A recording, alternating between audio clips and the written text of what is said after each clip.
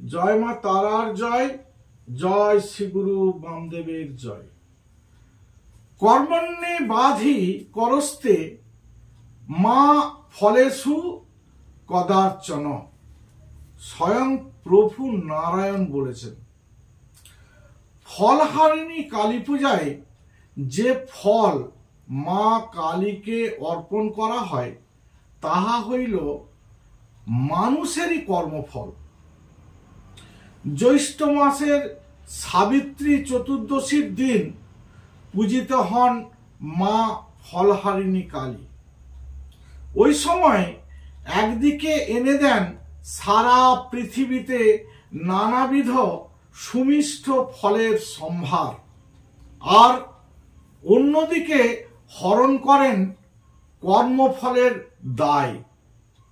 এই জ্যৈষ্ঠ মাসে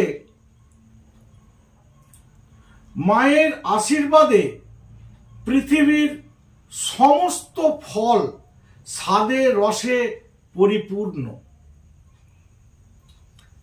এই ফলই আমাদের কর্মফল। তাহলে জ্যৈষ্ঠ মাসে সাবিত্রী চতুর্দশীর দিন মা ফলহারিণী পূজিত হন।